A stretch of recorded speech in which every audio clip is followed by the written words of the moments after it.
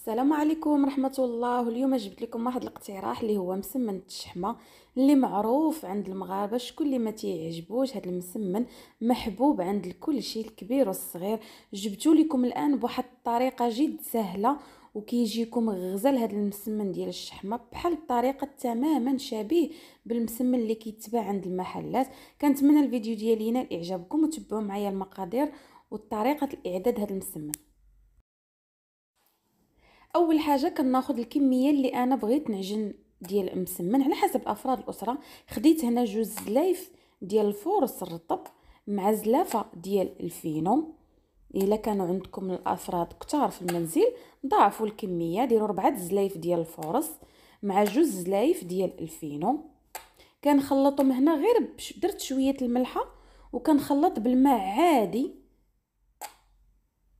كتعجنوا المسمن عادي بالطريقه اللي كنعجنوا بها المسمن.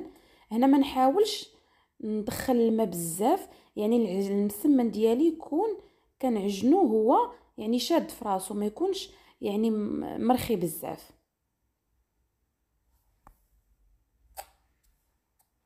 غادي نعجن المسمن ديالي مزيان ونرجع معكم. وهنا في هذه الاثناء بعد ما عجنته تقريبا مده 10 دقائق كدلكوه مزيان، كتعطوه حقه في الدليك. هنا غندهنو بشويه ديال الزيت وغادي نحطه في وسط هاد البلاستيكه ونخليه مده على حساب نتوما واش مزروبين عليه. هاد البلاستيكه كتزيد دلكو، كتزيد تعطي واحد القوام رائع. هنا في هاد الاثناء خليت العجينه ديالي ترتاح. غادي ندوز دابا للحشوه. عندي 3 البصلات متوسطه الحجم وعندي 4 الفليفلات، جوج حمرات وجوج خضرات. انا غادي نستعمل الهاشوار فين غادي نطحن. غنهاشي مزيان هاد الفلفله عندي الحمراء والخضراء، نهاشيهم مزيان. ومن بعد ما تهاشيوهم يعني طحنوهم كيف ما كتلاحظوا كتصفيهم من داك الماء ديالهم كيوليو على هذا الشكل. غادي نحطهم في هذا الاناء. انا هنا هاد الحشوه عندي ما غادي نشحرها، ما غادي نهائيا، غادي نطحنها ونخلطها ونعمر بها المسمنات ديالي. غادي ندوز دابا البصله اللي عندي حتى هي نقطعها على هذا الشكل. عاد غادي نطحنها في الهاشوار.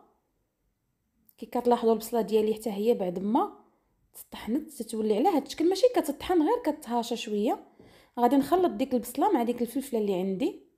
كتجي هاد الحشوه رائعه، ما كتشحروها ما حتى شي حاجه، كتدمجوا كلشي مع بعضياتهم وكتعمروا بها المسمنات عاد تطيبيهم، كيجي فيها واحد المذاق رائع. هنا غادي ندوز للتوابل. معلقه صغيره ديال الخرقوم ومعلقه صغيره ديال الابزار ومعلقه صغيره، هنا عندي تقريبا 4 معالق صغيره ديال القزبر حبوب وديال الكمون. وهنا عندي معلقه صغيره ديال البابريكا يعني التحميره والملح حسب الذوق. هنا تقدروا تزيدوا السودانيه، انا ما ضفتهاش. وفي هذا الاثناء غادي نمشي نجيب شويه ديال الشحمه. كي كتلاحظوا حتى هي هاشيتها. شويه ديال الشحمه ديال الكلوه ديال البقري كتجي غزاله. اللي ما كيبغيش الشحمه يكتفي بشويه ديال الكفته. غادي نخلط دابا كلشي مع بعضياتهم تنحسوا بهم نساجموا مزيان. وغادي نجيب بطبيعه الحال القزبر ومعدنوس وغنخلط هاد الحشوه ديالي مزيان حتى نحس بها اندمجات كامله. هنا كتخلطوا مزيان هاد العناصر حتى كتدمجوا كلشي مع بعضهم صافي. وغادي ندوز دابا نجيب العجينه ديالي اللي طرخات وتزادت دلكت في ديك البلاستيكه. كي كتلاحظوا كتجيكم سهله في الاستعمال ديالها. هنا غادي نقرصوا ديك العجينه ديالنا، نقرصوها على الشكل اللي حنا بغينا، مسمنات كبار او لا مسمنات صغيورين. انا تقريبا غنديرهم متوسطين الحجم. هنا بعد ما ساليت ديك العجينه ديالي وقرصتها كي كتلاحظوا غادي ندوز دابا هاد الزيت اللي كتشوفوا فيه. درت تقريبا معلقه كبيره ديال التحميره مع نصف كاس ديال الزيت وخلطتهم مزيان في هاد الطاسه نخلي ديك التحميره تطلق ليا مزيان في داك الزيت. هذا هو الزيت اللي غنطيب به هاد المسمنات ديال الشحمه باش كيجيو غزالين وفيهم داك اللون رائع شبيه بالمسمن ديال المحلات.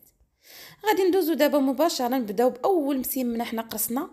كتهبطوها على هاد الشكل صافي. وغادي نجيب الحشوه ديالي. كي كتلاحظوا الحشوه ما تخليوهاش مده طويله باش ما تطلقش لكم الماء. ديك البصله وداك الفلفله راه غتزيد تطلق لكم الماء. مباشره توجدوا الحشوه وانتوما غادي تعمروها. ما تخليوش الحشوه ديالكم تطلق الماء، ولا في حاله تعطلتوا على الحشوه ديالكم وطلقت الماء صفيوها ماشي مشكل صافي. وغادي نبدا نعمر في المسيمنات. انا غنديرهم مهم مربعين، تقدروا ديروهم على شكل مليويات كي كتلاحظوا. يعني العماره ديال المسيمنات الشحمه اي واحد تعرف يعمرهم. غير هاد الحشوه اللي انا عطيتكم كتجي غزاله. ملي كتاكلوا دوك المسيمنات ديال الشحمه كتلقاو فيهم واحد المذاق باقي ديال الزراء ديال عفوا ديال الفلفله وديال داك الشحمه اللي حنا ضفنا وديك العطريه ما يعني كتلقاو فيهم واحد البنه غزاله. صافي هنا كنجيب الحشوه ديالي كيف سبق لي وقلت لكم ما تخليوش الحشوه مده طويله باش ما تطلقش لكم الماء. صافي وكنوزعها على هذا الشكل وكنطوي المسيمنه ديالي صافي نحطها على جنب ونبقى بهذه الطريقه حتى نكمل الكميه اللي عندي كامله ديال المسمن. ما نطولش عليكم، نعمر المسيمنات ديالي كلهم ونرجع معكم.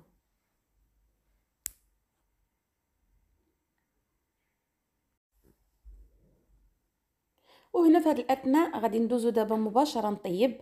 كتبداو باول مسيمنه كي قلت لكم اللي عمرتو حطيتوها. كنستعمل داك الزيت اللي فيه ديك التحميره وكنبدا نهبط في الرغيفه ديالي على هذا الشكل صافي. وهنا في هذه الاثناء ديجا كانت عندي المقله فوق البوطه حتى سخنت ليا المقيله مزيان. وهنا غادي نطيب تقريبا على حسب شحال عندكم ديال المقيله. عندكم جوج ديروا جوج فوق البوطه وطيبوا. كانت عندكم وحده كبيره ديروا على هذا الشكل، ديروا جوج اولا ثلاثه في دقه واحده وطيبوهم. كيف ما كتلاحظوا ديك التحميره في داك الزيت هو اللي كيعطينا داك اللون الزوين في المسيمنات اللي كنشوفوهم عند المحلات وكنتشهاوهم. هذا هو السر ديال دوك المسيمنات ديال الشحمه اللي تيكونوا عند اصحاب المحلات. صافي غادي نبدا نطيب مباشره وانا نقلب في المسيمنات ديالي. كي كتلاحظوا ما تحاولوش ترقوا المسمن، غير شويه تخليوه يعني شويه غليظ، ما تخليوش رقيق بزاف.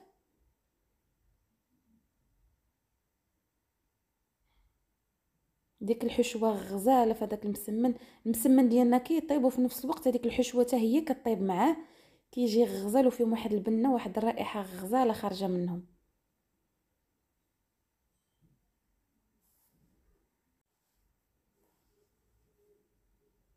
هنا راه يدينا في المقله وغادي ندوز دابا نهبط واحد 3 الرغيفات حتى هما نطيبهم. كي كتشوفوا هنا ضروري ملي كتسخن لكم المقله كتنقصوا العافيه وكتخليو المسيمنات ديالكم يطيبوا على خاطرهم مع ديك الحشوه حتى هي كطيب معاهم مع الطياب ديال المسمن.